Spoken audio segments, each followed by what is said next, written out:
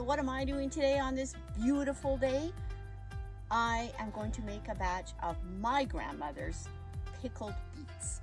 So that's my grandmother, like she would be 135 years old right now, and I still have her recipe. So today I'm going to go through the whole process of picking the beets out of my garden right to the very end, and I'm going to take you along with me. So I hope you'll stay tuned. Elizabeth here from West Coast Grandma, and we're going to get busy getting these beets all picked.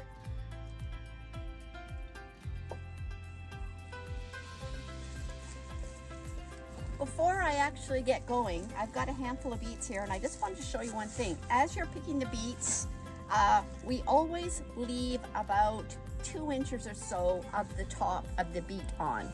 So I'm going to cut it off here. You never cut off the taproot, and the reason that we leave the stem on and the taproot is because when you boil them, the color will all bleed out. So all I'm going to do is cut these off, and I have a nice big wheelbarrow full of water here.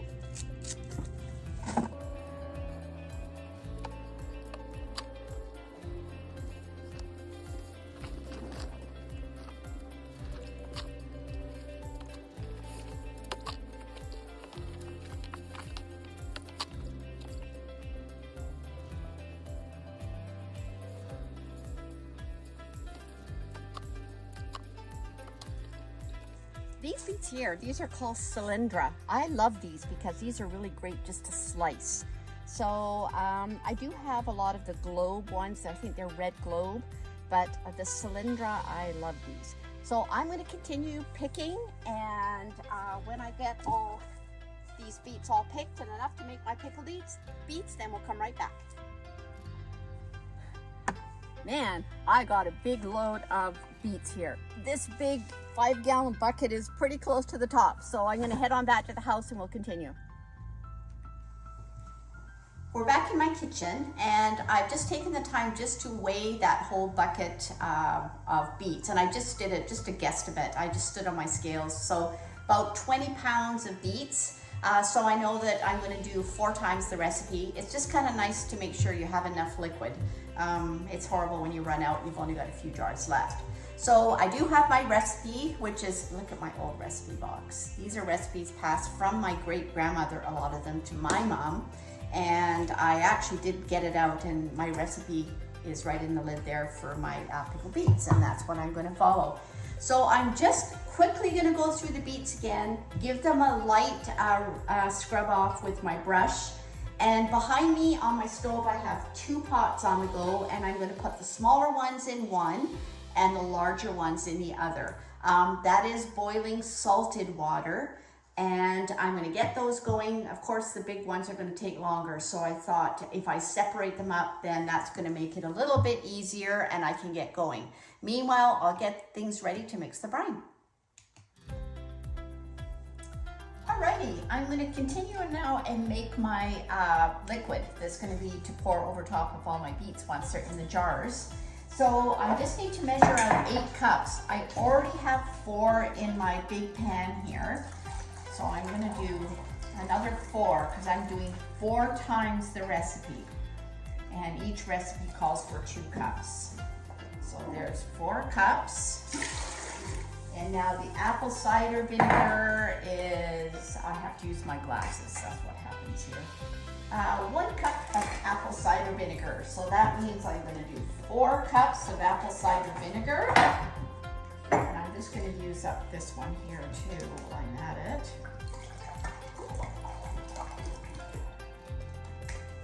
Okay, apple cider vinegar. I love apple cider vinegar. Just smells so good. That's 1. We're going to do 1 more. So that's 4 cups. And we have 2 tablespoons of salt. So that's going to be 8 tablespoons of salt. Ooh, that sounds like a lot, but anyway. 1, 2, 3.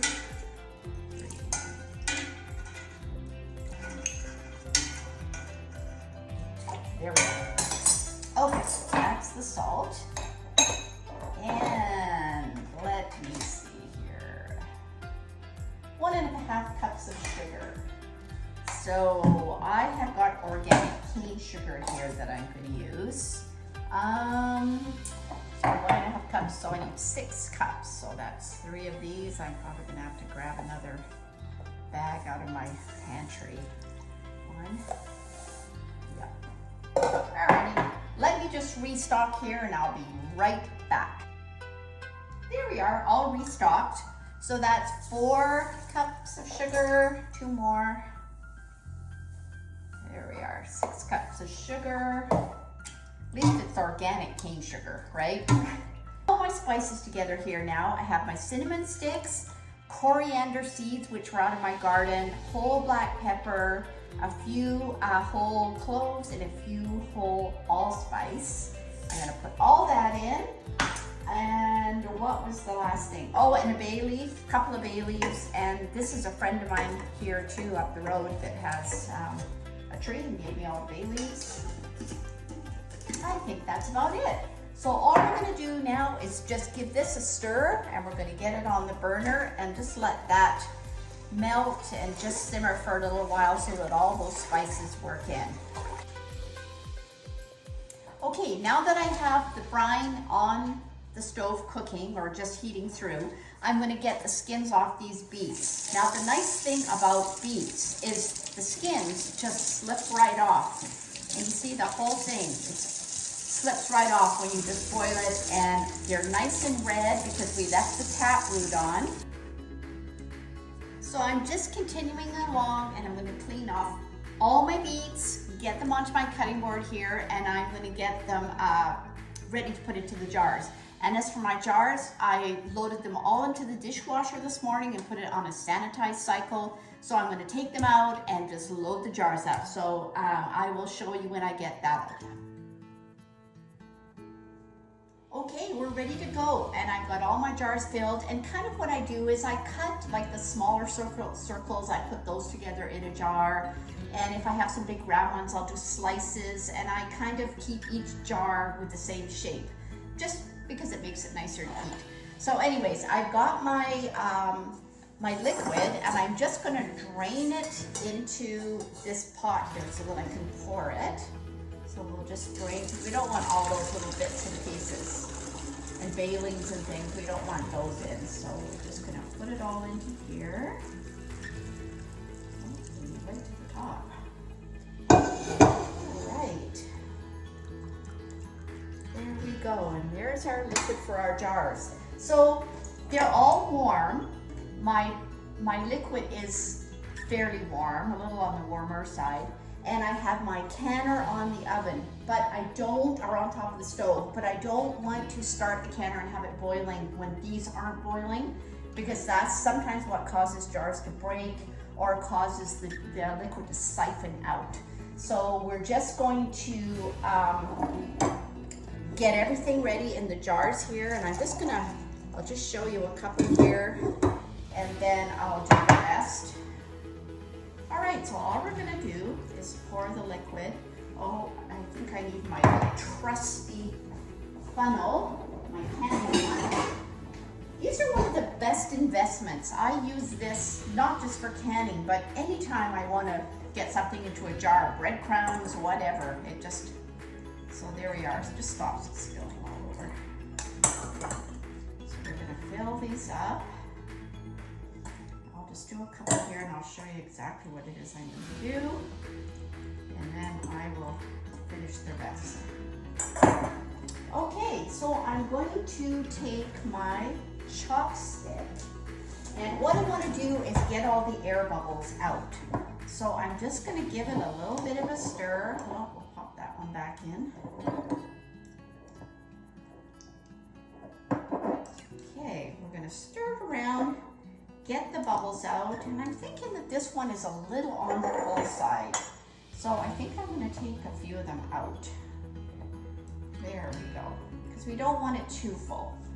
So I got my vinegar, and because I put sugar in and we don't want any sticky residue on the edge of the jar here, because we want it to seal. So I'm just going to wipe around it, grab one of my large canning jars here. Canning jar lids. pop the lid on, and then I have all my rims. I just reuse them because you do take them off after 24 hours after they're canned. And I'm just going to screw that on just tight enough with my fingers, and there is my jar ready to go into the canner. So I will continue on again, and I'm going to, I've got another one here. So I'm going to just take the air bubbles out. And often when you do that, you have to top it up with a little bit more liquid like this one, because sometimes there are some pretty good air bubbles. And I want a 1/2 inch of headspace. At least a 1/2 inch. So I'm gonna do that, and I'm gonna take my vinegar again, wipe off that rim, pop the lid on. There we go. Finger tight, and there's 2 jars for there. So I'm going to continue on getting all these done, and I will show you getting them into the canner. Okay, I have enough jars to put into the canner, and I usually, again, I put the same size jars in for each batch. I use a mixture of small jars when I'm doing this kind of canning, because if I want to give one for a gift, or I'm going to take one to a potluck or something like that, I don't necessarily want to take a great big jar of pickled beets or jam or anything else I'm doing. But anyways, we're going to pop these 1 pint jars into my canner, and I'm going to get this light turned on onto high, get that thing going. Okay, and there we go. I'm going to pop the lid on. Once it comes to a full boil, and the water is about 1 inch over the top of the jars, once it comes to a full boil, then I'm going to put my timer on for 35 minutes. When the timer goes, I'm going to turn the light off, let it all cool down, and then take them out. So we're just going to continue on with this, and we'll see how it goes and how much I get out of this 20 pounds of beets. Well, there we have it, 14 pints and 4 1/2 pints of pickled beets. So you can always get beets from a farmer's market. You don't necessarily have to grow them yourself, but if you would like to try it, I will put the recipe in the description box below. I hope you'll subscribe and like my channel. The West Coast Grandma is signing out.